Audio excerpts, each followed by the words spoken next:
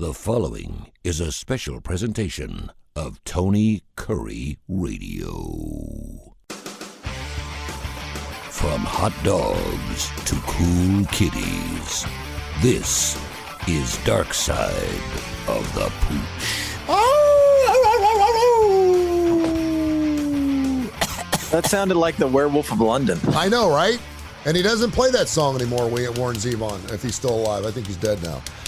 He is Dr. Rab Stewart from the Rossbridge Animal Hospital. This is Darkside of the Pooch. Darkside of the Pooch now runs every single night. What time is that? 7 o'clock there, James? That's 7 o'clock, Tony Kurre. 7 o'clock every Monday through Friday at 7 o'clock. You are now 5 days a week, my friend. How does it feel?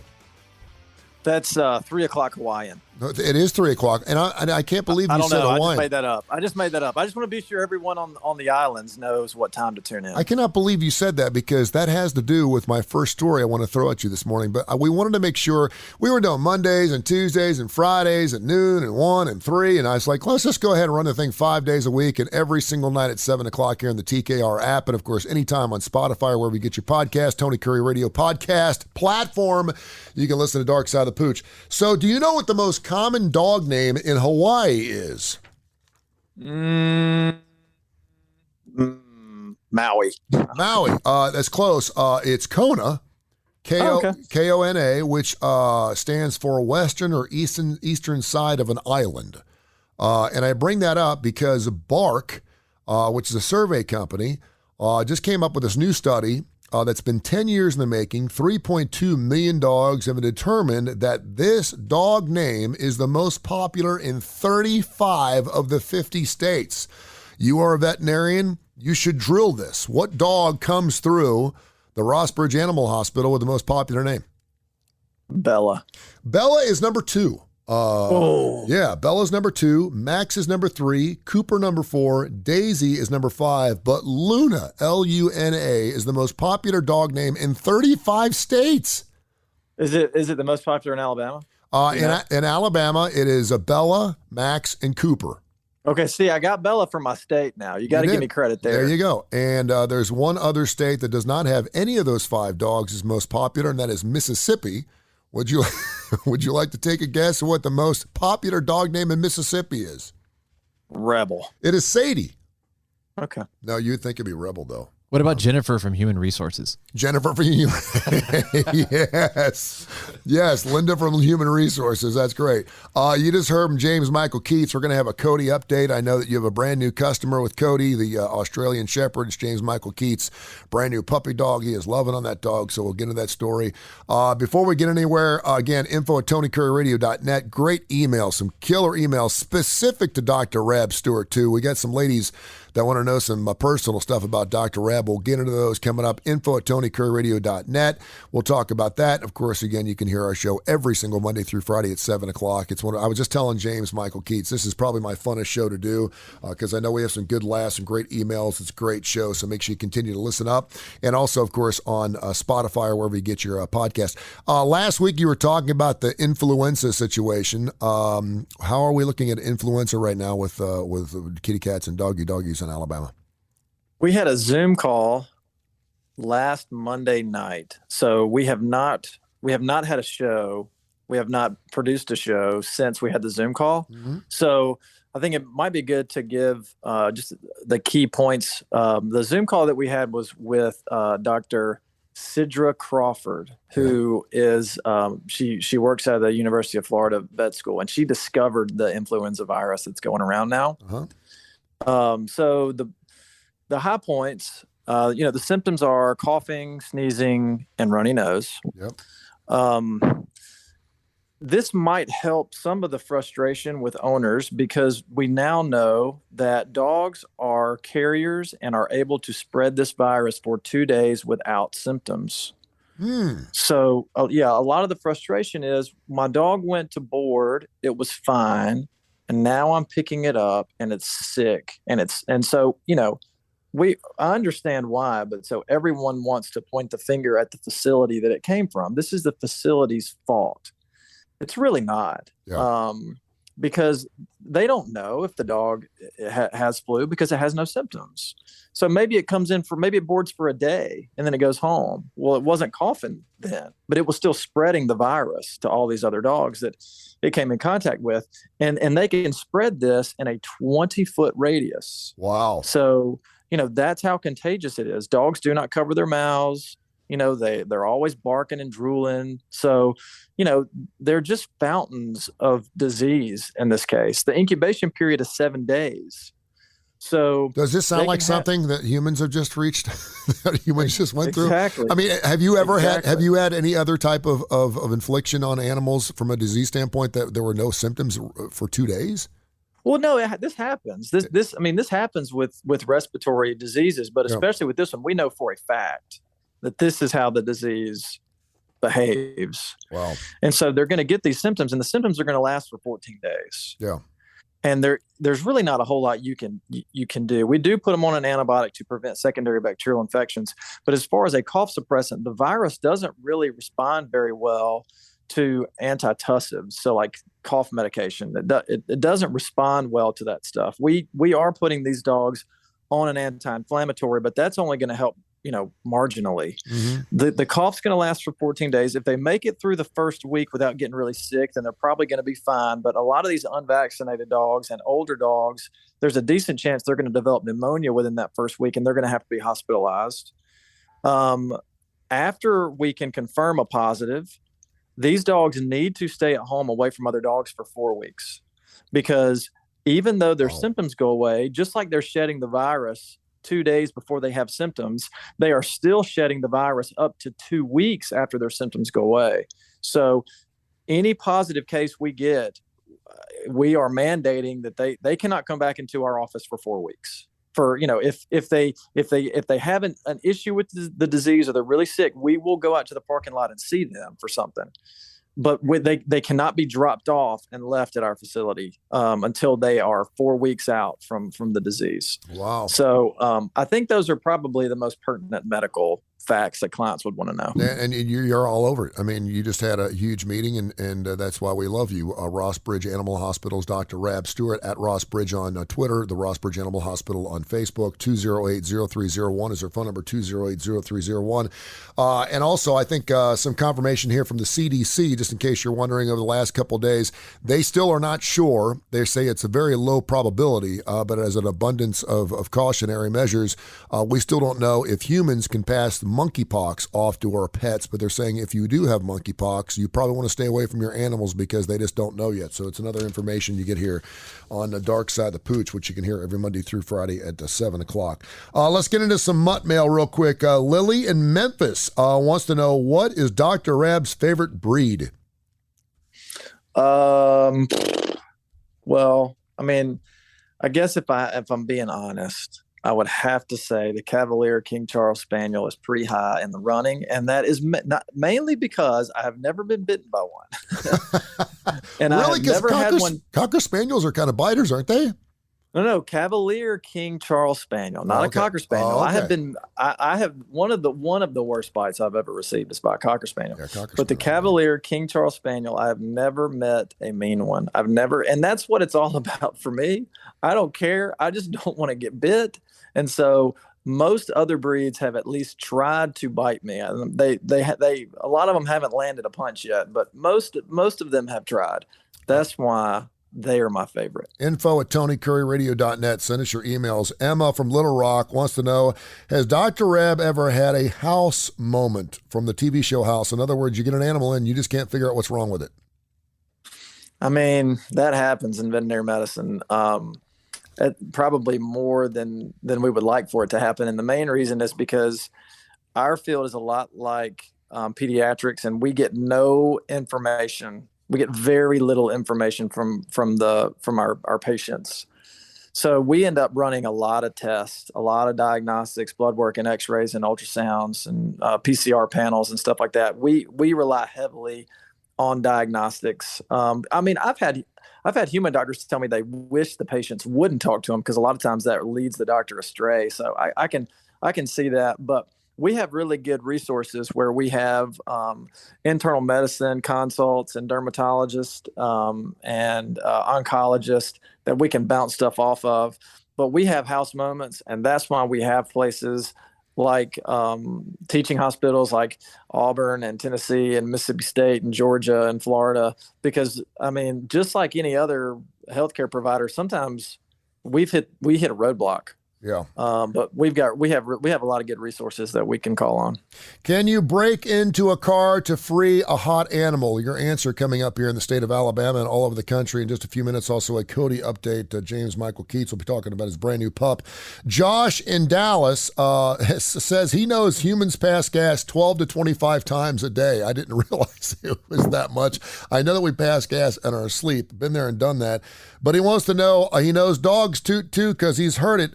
But why is the smell so bad? And can a stinky dog point to a much bigger problem from a gastronomical problem situation? No, I mean, no. Yeah, well, yes and no. So things that go in, just like us, they must come out. And just like us, a lot of times that can be traced back to something that we ate.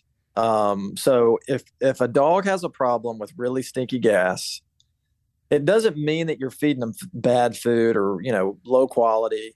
It just means that something that they're eating is causing them to have some pretty rough gas. But even normally, I mean, it's going to smell just like people. I mean, most of the time it's going to stink. But if you're seeing that it's just constant, just many times a day, then you may need to reevaluate what they're eating, and not because it's bad, but just because it doesn't agree with them.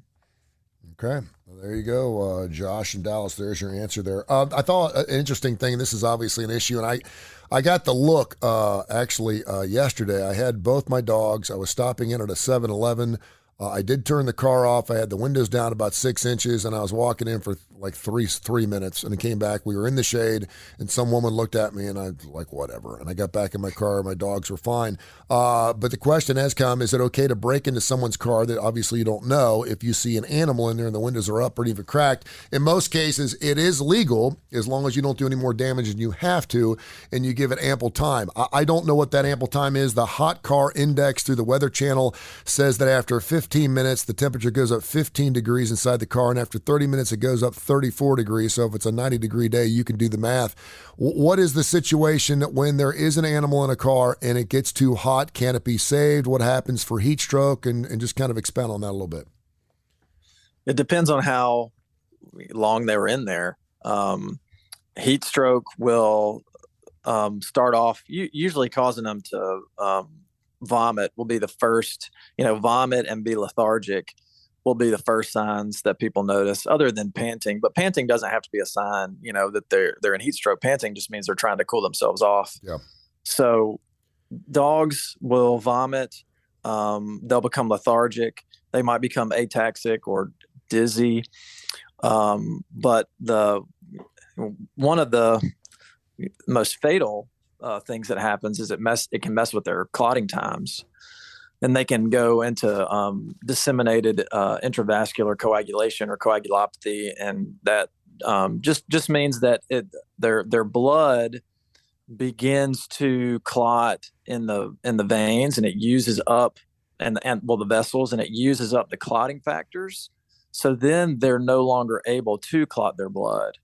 And so then you just kind of get widespread, bleeding throughout the body. They'll get little bruises on their skin, and that's called petechia or ecchymosis. Petechia are little small bruises, and ecchymosis are large ones that develop.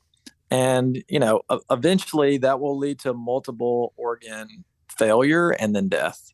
So if you catch it, or if a dog goes into the coagulopathy that I'm talking about, it's not very likely that they're going to be able to be saved. But if you catch them early, where they maybe are just, they're not in that stage yet, where their temp, maybe anywhere from 105.5 to 103.5 or below, depending on how long they were at the upper end of that range, maybe you can save them. But it's all, time is important. I get so turned on when you use those big words. I mean, I just love that. When we have a doctor on talking about what was that? What now? Coagulation. Coagulopathy or coagulation. God. Oh my gosh. I may have to put that on a tape and just let me loop it one night. So let me ask you this. So up in the Seattle area, when it got up to 100 degrees, it's obviously like 35 degrees warmer than it normally is there, and they're not used to it. They don't have air conditioning or anything else. And then, of course, over the UK, they also had a heat situation. But if you go to some naked pygmy on a Caribbean island where it's 110 degrees every day, they're used to that heat. Are dogs environmentally conditioned to deal with heat differently than other dogs? In other words, if you have an outdoor dog, a dog that's normally outdoors a lot and it's 90 degrees, does he get along with 90-degree heat better than, say, an inside dog that's put outside? Yes. And as the temperature warms up, if you expose them incrementally to the temperature outside over the course of a couple of weeks, they will be a little more hardy when it comes to, having heat stroke. Okay. Yes. 90-degree day, dogs in the shade, have a big bowl of water. They can stay outside for a couple hours. They should be able to. Okay. They should be able to. I think there's a lot of dogs out there that do that. Yeah. I mean, let's be honest. There's a lot of dogs that are backyard dogs and they know how to survive, Yeah. And maybe that's why they're better at surviving. But some dogs are way more prone to heat stroke, and dogs that are like bulldog breeds or Shih Tzus with a short nose, pugs, things like that. Talk about that real quick, because I was not aware of that until we started doing Darkside the Pooch. Talk about the short-nosed dogs and the differences there as far as in heat exhaustion and so forth and so on. They're called brachycephalic breeds, and it's just any dog that doesn't have a cylindrical nose. They just have that flat face. So obviously bulldogs come to mind, but Shih Tzus are another one. For whatever reason, they don't breathe well, number one. So they don't pant well. So they don't really have that cooling effect that other dogs have. And because of their poor upper respiratory anatomy, meaning their narrow nostrils, and they have these things around their voice box that can poke out in the wrong direction, and because of those things, they have a hard time cooling themselves with panting, and that sets them up to have heat stroke. And if you were listening to the show last week, you also heard that just having your dog shaved doesn't necessarily mean it'll be cooler. So that's something that keeps us a little cooler, but not so much animals. Info at TonyCurryRadio.net. Info at TonyCurryRadio.net. Dark Side of the Pooch airs every Monday through Friday at 7 o'clock right here on the TKR app. Thanks to tens of thousands of folks who've already downloaded that app. And, of course, wherever you get your podcast, you can listen to us on Spotify, Audio Boom, iHeart, iTunes, wherever you listen to your podcast. Check out Dark Side of the Pooch. Marcia in Rainbow City wants to know, why does her cat love earwax so much? She said every time she uses a Q-tip and earwax, the cat gets into the trash and pulls them out and starts licking the ends. What's up? Cats are weird. I don't know. There's maybe a smell or a texture thing. That's the best I can tell her. Now, I read something, because I was doing a little show prep, that actually animals cats like to use earwax as some type of oil or something inside their ears to bathe themselves or lick themselves. Does that sound like no? Like they're biologically attracted to the smell and the feel of earwax. I don't know that that's true. Okay. I'm not saying it's not true, but I'm also saying I'm not sure. Okay. Bill in Birmingham wants to know, what's the real reason. He heard our dog myths last week and loved it. He wants to know, why do dogs really bury things? And normally they never bury them back up. We always thought that maybe they bury bones to hide them from other dogs and they can eat them later. But why do dogs really bury things? Do you know? Another one that I don't know. We need to take these questions and send them to Auburn's vet school and say, hey, we need a class on these questions, because you did not teach me why dogs and cats do this. There you go. Yeah, I don't know. I would think it would be for preservation of some kind. They don't they don't want to share it. They don't want anything else to get it. But then again, who knows? Okay. James Michael Keats is here. You have probably seen him on Walking Dead. He's been on a couple episodes. He's got himself a brand new Australian Shepherd named Cody, and he has some questions. Our Cody update. Go ahead, James. What's up, Dr. Rab? How are you, man? I'm good. How's that dog? Oh, man, she's wonderful. She's also about 10 hands full. Hands full. Anyway. He really believes that a puppy is harder to look after than a child at this point. It's all over the internet, Tony. You can look it up. So look, my first question, I've got 3. I'm gonna see if I can machine gun these at you really quick here. So okay. Tony's got these dogs, and he's also got these this really big backyard, and I was thinking, hey, it would be great to bring my puppy over, and he could maybe put the dogs up. And she could run around in the backyard, so we're not going to the dog park before she gets her shots, right? I was thinking, do I need to be concerned about vaccinated dogs carrying parvo, or do I just need to keep her completely away from all dogs, period, until she's fully vaccinated? What do you think? If the dog has had parvo, then you should keep them away from that dog. If it has not, if it has not had parvo, then you're good. Okay, that's great. So that's like almost a chicken pox kind of thing, or shingles kind of thing. Well, the dogs can still shed, just like we talked earlier with this respiratory disease. The dogs can shed that virus for a while. Huh. So it's just best. I mean, if a dog has had parvo 5 years ago, then I think the odds are pretty slim that it's still shedding that virus. But because we're just not sure exactly, it's probably best if they've had parvo, just keep them apart. All right, so we're definitely staying away from the dog park until it's safe. The other question is, we're trying to figure out crate training, okay? And everybody says crate training is good, except for the people who don't. And I'll tell you, it does me probably just as much anxiety, perhaps more than the dog, to listen to her just scream. And I'm talking like she goes insane. She's biting on the inside of the crate. She's throwing her body against it. Really gnarly stuff. And sometimes she's crying so hard that she's like vibrating when I take her out. And we're talking short stints. So I've heard some people tell me to persevere, some to say to try some alternate methods. But I know, for dogs living amongst humans, it's kind of important, because I mean, when the bug guy comes over to spray the house or something, like you might have to put her in there for a little while. What are your thoughts on that? Are there alternatives to crate training? We really have tried to warm her up and make it a safe, happy place, but she friggin' hates it when you close the door, man. Yeah, you really only have 2 options, and that's just to press on and make her, deal with it, as long as she's not inflicting harm on herself. Otherwise you're just, you can change the location maybe and use a room, rather than a kennel. But if you've tried to do short periods of time and give her things in there that occupy her time or make her happy, then really you've kind of done all you can do at this point. And it's just a matter of if you want to make her push through it, and maybe she'll be better. But some dogs don't ever really take to it, and it just becomes a matter of, okay, I have to make a decision. Do I want my dog to be anxious and unhappy, or do I want to have all of my furniture and clothing intact?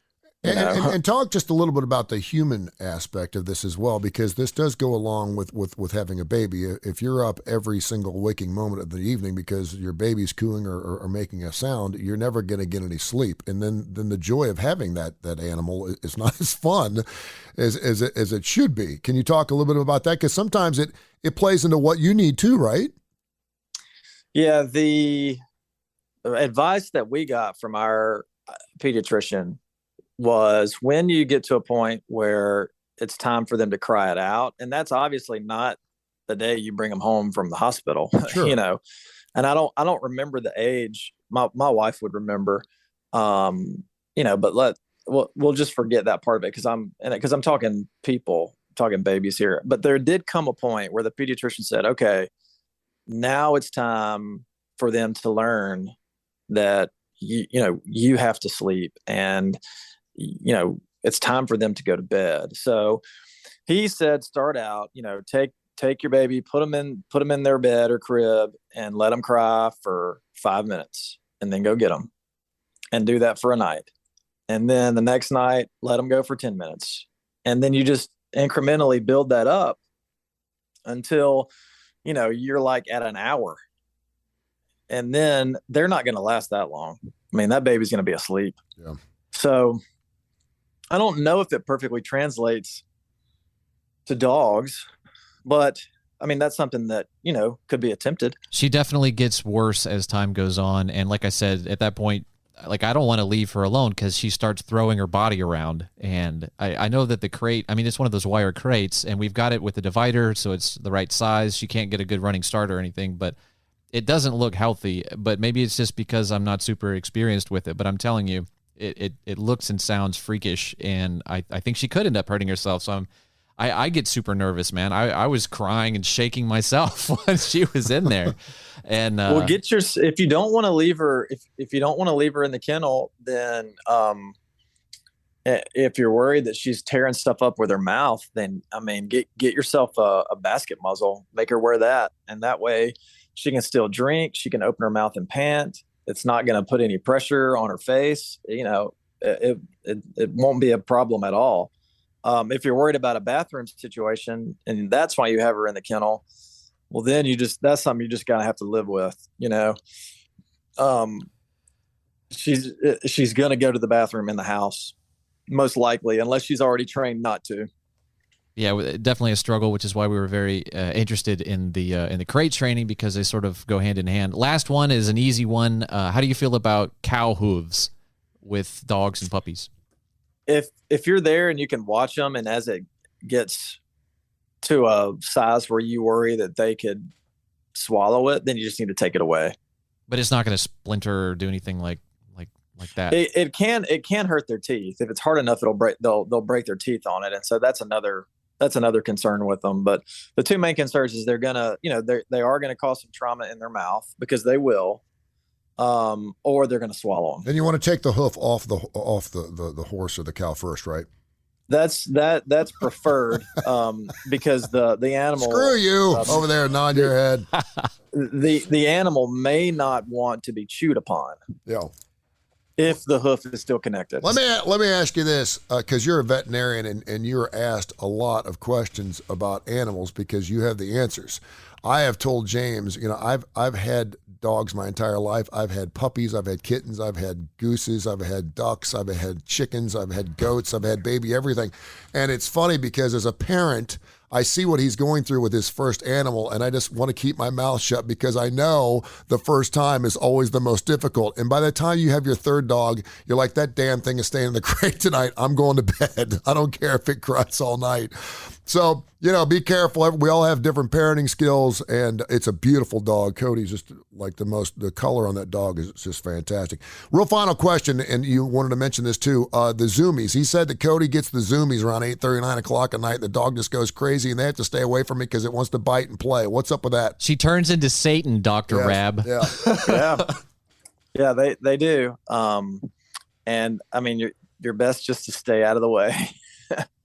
Just because that's something that'll change as they get older. But the other thing is, so ultimately what's gonna happen is you're gonna let her stay out of the kennel. That's just what's gonna happen. And then she's going to ruin something or break something, and then she's gonna do it again, and then she's gonna do it again, and then she's gonna do it again. And you're going to say exactly what Tony just said. I don't care. You're going in the kennel. You just chewed up my expensive shoes or sunglasses or my PlayStation controller or whatever, and I'm done. That's exactly what's going to happen. Not the PlayStation controller, no. And until then, you can let her out. You can let her stay out, but she's either going to cross the line, or maybe she'll figure out how to exist and not mess stuff up. Or I'll get a bunch of upgrades to my stuff. Yeah, or you get some upgrades. That's true. All right, we got time for one final question. We're going to go a little long here. Christy in Tuscaloosa, because she said, make sure you get to my question. She's got herself a dog. It's 2 years old, and the thing just keeps running away. She's trained it.